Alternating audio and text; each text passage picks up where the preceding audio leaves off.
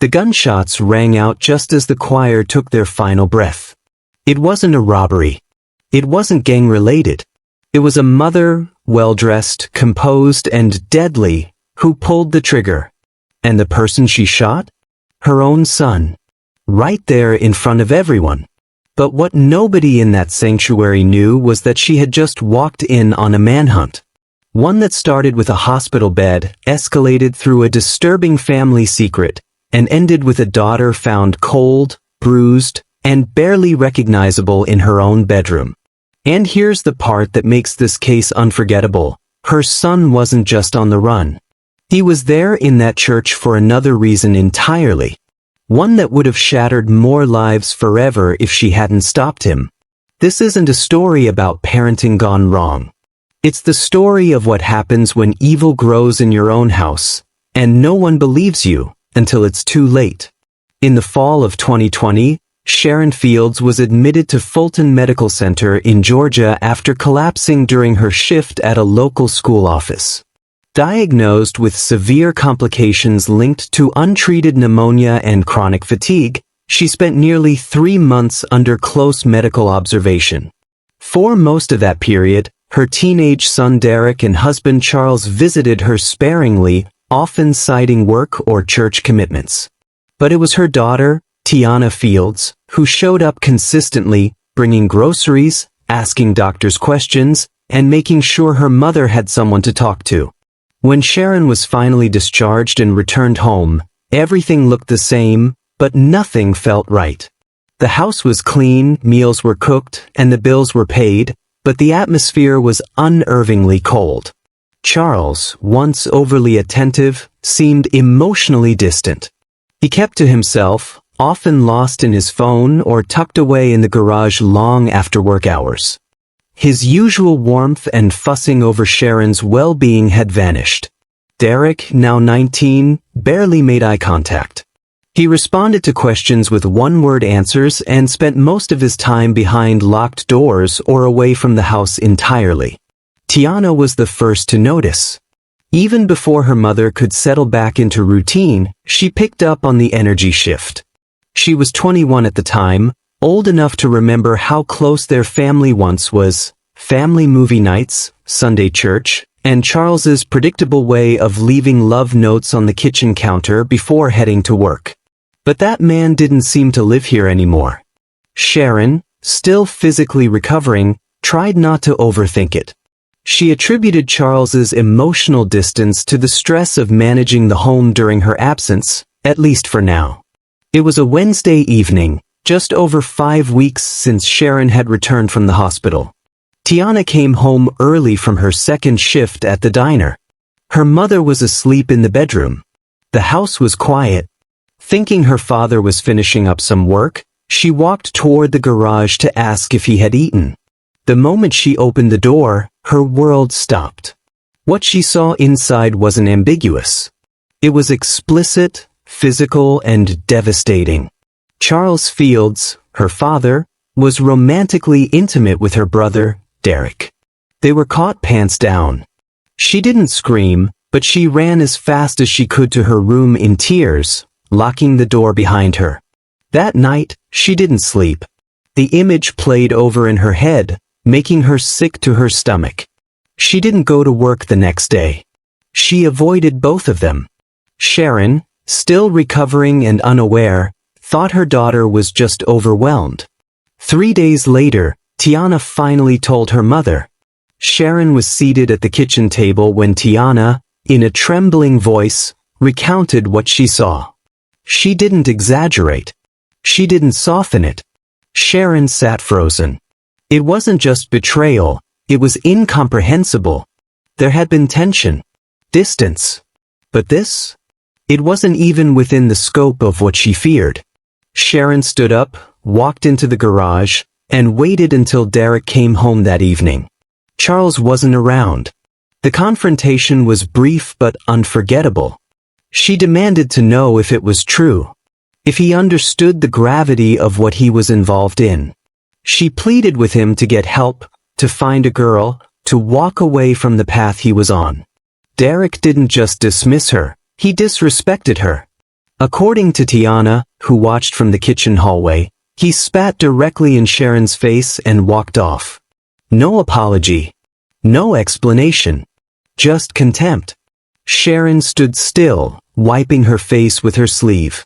She didn't follow him. She didn't call Charles. She simply turned and walked to her bedroom, shutting the door quietly behind her. From that day forward, there was no peace in the house. Sharon and Tiana barely spoke to the men. Charles avoided confrontation, staying away longer and longer into the night. Derek became emboldened, more dismissive, more detached from anything resembling remorse. The warmth in the home collapsed entirely. Every hallway felt like a trap. Every mealtime a performance. The illusion of family was already gone. The fracture wasn't silent. It was open, gaping, and bleeding under the surface. And though no one had yet packed a bag or signed a paper, the separation had already begun. In early February, just under 2 months after the garage confrontation, Sharon Fields filed for divorce.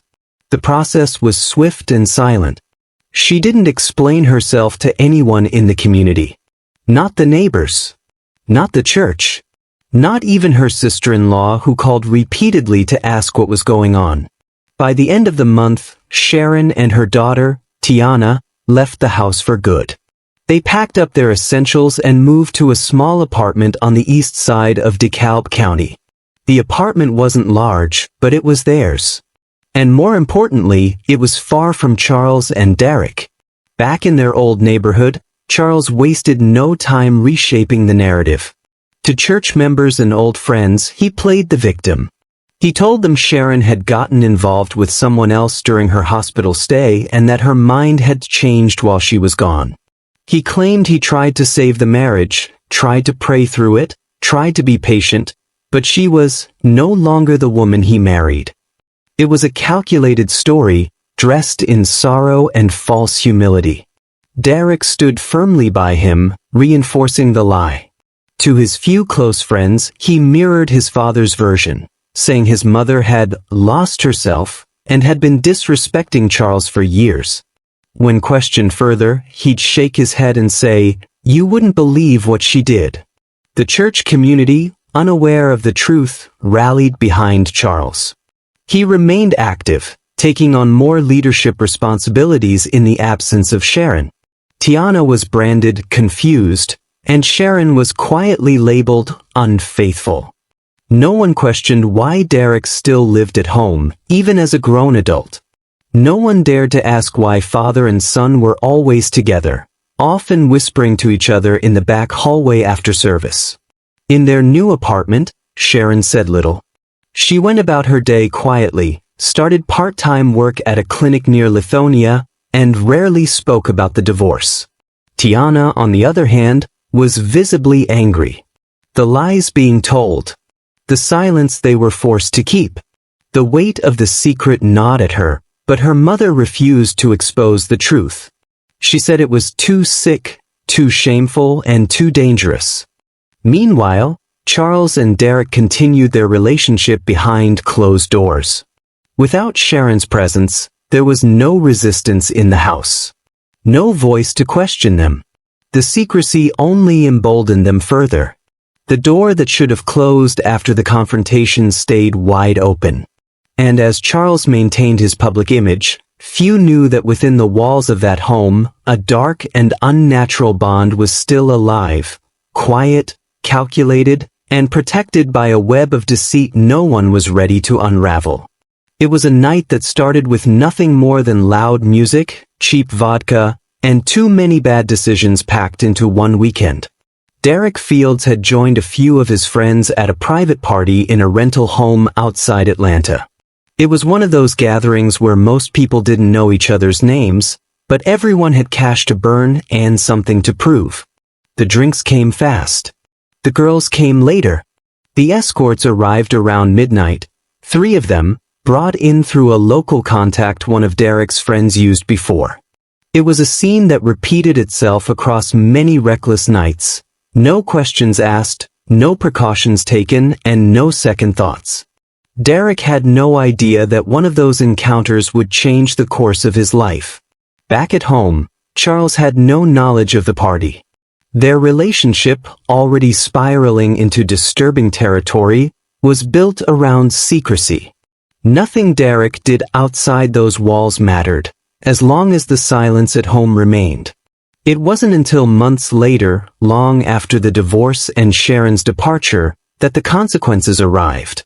Charles had begun feeling fatigued, more than usual. He chalked it up to stress, the divorce, and long hours at the warehouse. But after a routine checkup for life insurance clearance flagged unusual markers, he was advised to take further tests.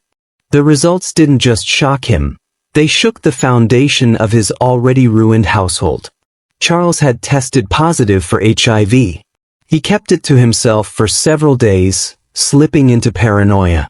There were no women, no infidelity, only Derek. That realization sent him spiraling. When he confronted his son, it was not with words. Derek had also been feeling slightly off and, suspicious of the timing, agreed to get tested. The test came back positive. Same status. Same result. That evening, as Derek returned from the clinic, Charles was waiting at the front door, with a gun in his hand. According to what later emerged from Sharon's recounting and fragments shared during police interviews, Charles had snapped. He accused Derek of betrayal, of bringing something into the home that would destroy them both. Derek, stunned by the ambush, didn't wait to argue. He ran through the side yard and into the street barefoot, ducking behind parked cars until he reached the main road. Charles didn't fire the weapon. Whether it was hesitation, fear of neighbors, or something else, he held back. But the threat was real. Derek never returned. He stayed with a group of friends over the next few days, moving between couches. But once his status became known to them, the invites dried up. He was forced to leave. From that moment, Derek Fields had nowhere to go. The home he came from was dangerous. The streets didn't want him. And the weight of his choices, along with what he carried, would lead him straight into the next chapter of destruction. Out of options, Derek turned to the only person he thought might listen, his sister. He sent Tiana message after message. At first, she ignored them. Then he began calling. She answered once, letting him talk, but didn't respond afterward. It wasn't until he sent a voicemail sobbing and asking her to at least tell their mother he was sleeping in a park that she relented. Tiana didn't want him back in their lives. But she told Sharon anyway. Sharon was firm at first. Her response was cold, short, absolutely not. After all, this was the same son who had spit in her face. The same son who had helped Charles spread lies after the divorce. The same son who, by every measure, had lost all regard for decency. But over the next few days, the calls kept coming, this time directly to Sharon's phone. His voice cracked. He begged not for forgiveness, but for shelter. Just a place to sleep. Just for a few days. After several days of silence, Sharon called Tiana into the living room and told her what she had decided. Derek would be allowed to stay, but under strict conditions. No access to Tiana's room. No visitors. No loud music. No disrespect. And the stay would be temporary. 1 week. Nothing more. He arrived with just a duffel bag and avoided eye contact the entire time. Tiana didn't speak to him. Sharon barely said a word beyond the rules. The small apartment didn't have a guest room, so he was given an air mattress near the living area. It was a tense arrangement, but for the moment, it kept him off the streets. By then, Sharon had already started spending more time with Dr. Vincent Cole, the physician who had overseen her recovery during her hospitalization. He had reached out months earlier to check on her progress, and casual conversations turned into late-night calls. Dr. Cole, a single father whose son was already off at college, had long since stopped dating seriously, but he was drawn to Sharon's steadiness. Their connection grew quickly. Dinners turned into weekends. Sharon began sleeping over at his place more frequently. That left the apartment empty most nights, with just Tiana and Derek inside. Though Derek kept to himself, the silence in the home was thick. Tiana didn't trust him, and Sharon knew better than to believe time alone had changed him. But with her attention pulled toward a life that finally felt safe, she underestimated just how much could still go wrong under her roof. The prodigal had returned, but not for redemption. And no one in that home, especially not Tiana, had any idea what that 1 week would turn into. For nearly 8 months, Tiana Fields had been working 2 jobs, one as a cashier at a local grocery store in the mornings, the other waiting tables at a late-night diner. Her goal was simple: to move out of the small apartment she shared with her mother. Though she loved Sharon deeply, Tiana needed space, privacy, and above all, freedom from the tension that returned the moment Derek walked back into their lives. Every paycheck she received, she set aside a portion, never in a bank, always in cash. She didn't trust online banking, especially not with the occasional stories she heard of people getting locked out or hacked. She kept her savings in a heavy, metal piggy bank tucked deep in her closet, beneath folded bedsheets and old shoe boxes. It wasn't much yet, but it was building, nearly $3,800 saved in just over half a year. She never told anyone. Not her coworkers. Not her friends. Not even her mother. But someone else found out. It's unclear how long Derek had known about the stash. Whether he noticed her routines, or whether he was snooping around her room while she worked the late shift, only he could say. But sometime during Sharon's overnight stay at Dr. Vincent Cole's home, and while Tiana was clocked in at the diner, he broke into her room and took everything. The lockbox was gone. The clothes were rearranged. Her folded sheets disturbed. Days later, investigators would learn where the money had gone. Surveillance footage, phone records, and statements from multiple establishments confirmed the timeline.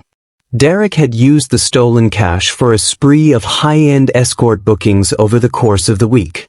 He traveled between private rentals and hotel rooms in Stone Mountain, Lithonia, and Tucker.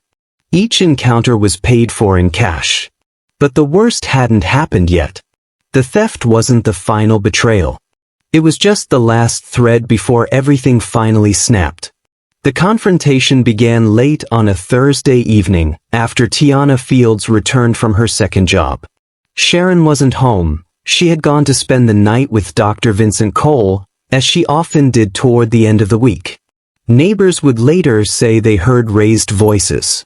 What happened next was pieced together through physical evidence, medical examination, and most disturbingly, a video recovered later by investigators. Derek had set up a recording device, one he either owned already or had borrowed, positioned carefully in the corner of the bedroom.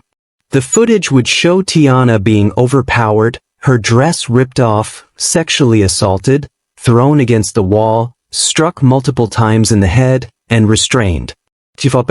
She screamed. But the blows kept coming. At one point, the back of her head struck the corner of a dresser. After that, her resistance faded. By the time the assault escalated into something darker, she was barely conscious. She never got back up. The recording lasted over 20 minutes.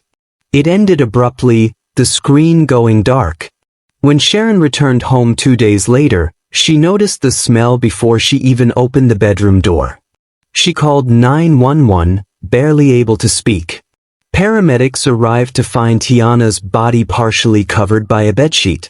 She was bruised, exposed, and had clearly been gone for more than 24 hours. Derek was nowhere to be found. There was no note. No phone left behind. The air mattress he had been sleeping on was deflated and stripped bare. His duffel bag was gone. The door showed no signs of forced exit. He had simply vanished. Tiana Fields had spent her final weeks planning a life beyond the walls of that apartment. A space of her own. A clean slate. Instead, Her life ended in the very room where she once folded blankets over a metal lockbox full of dreams. And the person responsible was the one she had once shared a childhood with. A formal manhunt was launched by Sunday morning. Detectives obtained a warrant to access Derek's phone records and social media, but everything had gone dark. No digital activity. No ATM withdrawals. No known contacts.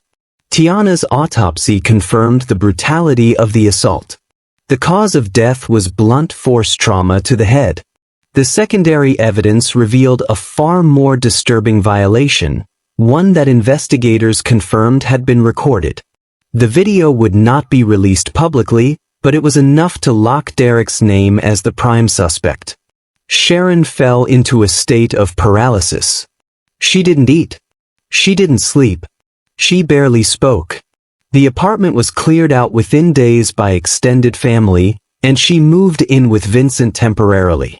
He became her emotional anchor, helping her navigate the endless interviews, funeral preparations, and legal meetings.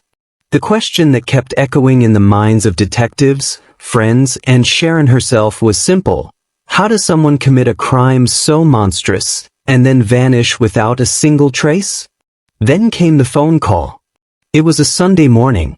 Vincent Cole had just wrapped up a hospital shift and was sitting in the break room when his phone buzzed. The caller was an old friend from college who now worked as a church sound technician in Fulton County. The friend wasn't aware of all the details surrounding Sharon's family, but he knew enough from news reports to recognize a face that shouldn't have been walking freely, let alone sitting quietly in a church pew. "I swear I just saw the guy they're looking for, your girlfriend's son. Just here, right now." Third row from the front. Vincent didn't hesitate. He didn't call the police. He called Sharon.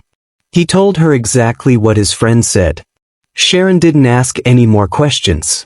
She walked inside, opened the bedroom drawer, and pulled out a small black pistol, legally registered in her name. She placed it into her bag, zipped it shut, and left without saying a word. The church was only a 15-minute drive away. Sharon parked 2 blocks down and walked. The sanctuary was already halfway through the sermon when she slipped in quietly through the side entrance. The choir was seated. The ushers were still at their posts. Everything looked normal, except for the third pew from the front. There he was. Derek Fields, wearing a black hoodie and jeans, his hair longer, face slightly gaunt. But there was no doubt. It was him. Sharon sat 2 rows behind, just close enough to see the curve of his jaw, the slope of his shoulders, just enough to be sure. She waited. As the pastor began wrapping up the message and inviting people to prayer, Sharon stood slowly. She unzipped her bag, withdrew the firearm, and called out his name once, loud enough for everyone to hear. "Derek." He turned his head halfway. 2 gunshots echoed through the sanctuary. Panic erupted immediately. Ushers dove. Choir members screamed. Parishioners hit the floor. Sharon didn't move. She stood in place, arms lowered, weapon hanging at her side. Derek collapsed where he stood, struck before he had time to process who was behind him. She didn't run. She didn't speak. Sharon Fields was arrested inside the sanctuary within minutes of the shooting. She was taken into custody and held without bond. Over the following week, investigators continued piecing together Derek Fields' final movements. They recovered footage from a nearby gas station, placing him in the area 2 days before the church shooting. They also found the journal he had been carrying, a small black notebook with erratic scribbles and a list of names. One of them matched a young woman in the church choir. Her name had been circled several times, with words written beside it that would later confirm motive. "She gave it to me. She's still singing." According to law enforcement, Derek had returned not for healing or redemption, but to locate the woman he believed had infected him during that party months earlier. She had since joined the church choir. There was no clear plan, but given his history and behavior, It was enough for police to conclude that a second crime was likely hours, or even minutes, away from occurring. Sharon never gave an official statement. She declined media interviews. Her attorney described her as emotionally detached and spiritually numb. When asked if she regretted her actions, she reportedly responded, "There was no choice." Back in DeKalb County, Charles Fields remained where he had always been, quiet, sick, and disconnected from the world around him. By then, most of the church had distanced themselves from him. The truth had surfaced about the twisted relationship he had once protected. He no longer held any leadership role, and he no longer showed up on Sundays. With both his children gone and his wife behind bars, Charles faded into silence. Tiana Fields was laid to rest in a private ceremony attended by a handful of extended family and co-workers. Sharon, awaiting trial, was not permitted to attend. Vincent Cole stood in for her, delivering a brief eulogy. There were no media outlets. No headlines. Just a young woman, buried quietly, her story etched in sealed court documents and unspoken grief. The Fields name, once unremarkable, had become synonymous with something far more tragic. What happens when silence hides sickness, when evil is allowed to grow in familiar places, and when justice comes too late to save the innocent? With Derek gone, Tiana buried, and Charles erased by shame, there was nothing left of the family Sharon once fought so hard to hold together. Only decay. And silence.